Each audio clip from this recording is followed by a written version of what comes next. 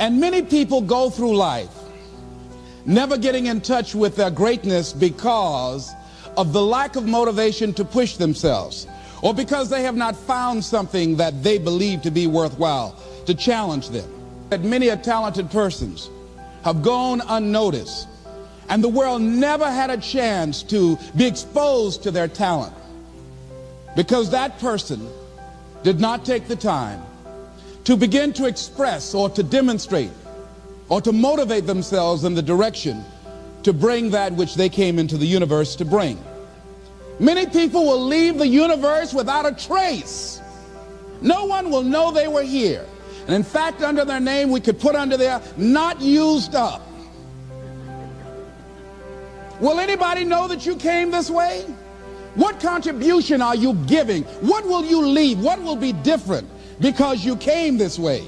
That life is our gift to us, that God has given us, and how we live our lives is our gift to God. What kind of gift are you formulating? Is this a gift that you like to take back and do something else before you turn it in? Think about that. What can we do? What are some of the keys that we can begin to use to motivate ourselves when our batteries run low? Because I don't care who you are, I don't care what you do, at some time you are going to get tired. At some time you're going to get in a rut. Seem like nothing you do works out right. And sometimes it just seems like you just don't have the wherewithal or the will to do anything. That sometimes you act like you're punch drunk. You're just wading through life, just doing time day in and day out, looking at non-discriminatory television, anything that's on, just looking. And depressed, feeling powerless, feeling useless, and bored. What do you do? How do you get yourself out of a rut? How do you, when you know you can do more than what you've been doing and you're not doing it and you're discontent with where you are, you get angry at yourself. How do you get out of that rut? How do you motivate yourself? One of the things that we must do is that we must be involved in working on achieving self-mastery.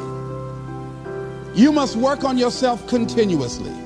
Never be satisfied with yourself. Always know that as you invest the effort and time on you, that's the greatest ability that human beings have above animals. See, a dog can't be anything but a dog. Tree can't be anything but a tree. Human being, you've got unlimited potential. You can put effort on you, and by concentrating on you and developing you, you can transform your life wherever you are right now. So you want to work on yourself.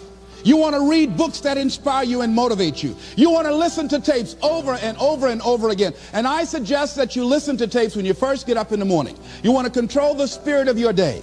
When you first wake up in the morning, your mind is operating at 10.5 wave cycles per second. That's when the subconscious mind is most impressionable. Whatever you hear in the first 20 minutes when you wake up, that will affect the spirit of your day.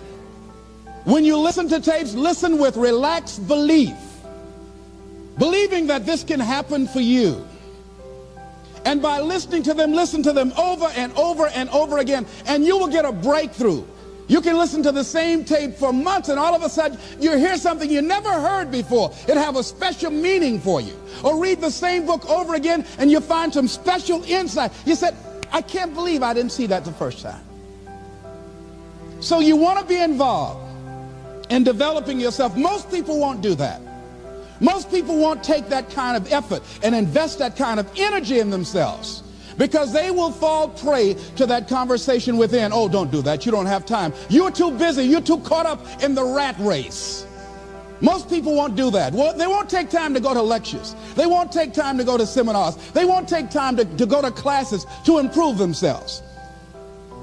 And as you continue to work on yourself, you will begin to expand your vision of yourself. You'll begin to work towards self-mastery.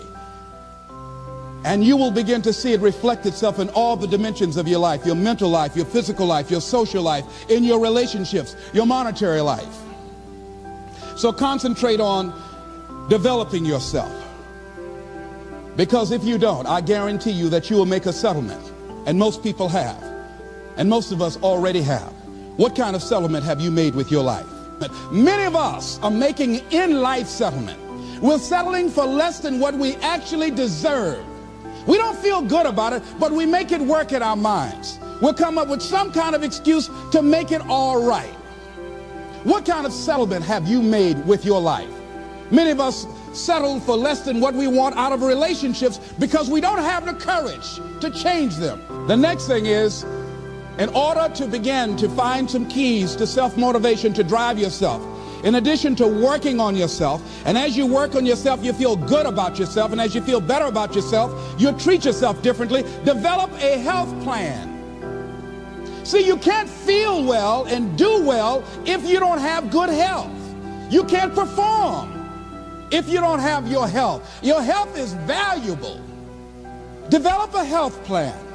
A plan that you will follow, because this is the only vehicle that you have to carry you through this experience called life. And you want to take good care of it because you love you enough. You care enough about you.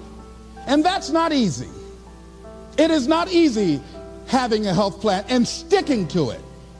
But you're worth it doing it again and again and again. Next thing is, as you take care of yourself, the next key is keys to motivation, to self-motivation. You want to live life with energy and passion. You want to make a conscious effort to be lively. See, in life, you either saying hello or goodbye. You either on the way or in the way. You want to be happy. You got a lot to be thankful for. But you watch some of the faces around you every day. And I tell you, some of these faces, they will put you in a depressed state of mind. So you want to avoid these kind of faces. When you see them coming, turn your head. The things that you say to yourself, you want to watch them, and in watching them, you want to take charge. So you've got to learn to stand up to yourself inside yourself.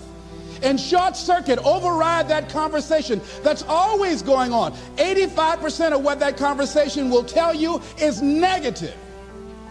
It's negative. It will tell you you're tired when you really are not tired. It will tell you you can't do it. It will fill you with fear. So you've got to watch that conversation. And when you find it going on, you've got to stand up to it and say, I'm going to do this anyhow. I'm afraid, but I'm afraid not to do it. And I'm not going to let you stop me. The biggest challenge that you will have in life is you. There's an old African proverb that says, if there's no enemy within, the enemy outside can do us no harm. The next thing that is a key to self-motivation is that you've got to ask yourself, what do I want out of life? What do you want out of life? What do you want out of a job? What do you want out of a career? What do you want out of a relationship? What do you want? What gives you your life? How will you know when you got it? What will make you happy? You need to know. You need to start asking yourself some questions. What do I really, really, truly want? You need to be exact about that. Don't be vague. Oh, I just want to be happy. That's too vague. What will make you happy? How will you know when you got it? Zero in on it. Be exact. Be specific. And as you do that, that will stimulate that superconscious mind, or the reticular activating system of your mind, that will begin to find those things, to identify with it. And once you begin to determine that which you want, take the time to write it down. Don't just think about it. Write it down. That is a subjective process that engages the subconscious mind. Write it down. Once you write it down, read it 3 times a day, morning, noon, and night. Why is that important? Because what it will do, it will cause you to focus. It will cause you to concentrate. When that other conversation is going on telling you what you cannot do, telling you all of the impossibilities and all of the obstacles, your concentrating will begin to create a larger vision within yourself, and you start looking for and seeing some new opportunities. You start creating some openings for yourself. As you begin to read that every day, day in and day out, that will make you focus. That will discipline your thinking. And you'll get all kind of creative ideas. As I talk to you right now, being involved in this immersion process, you're going to create some openings for yourself. You're going to get some ideas. You're going to feel your adrenaline flowing, and you're going to think about something, some idea you had. You say, I want to go back and I'm going to look at that again from a different vantage point, not from the level of the problem or the obstacles that I encountered, but from a higher vantage point.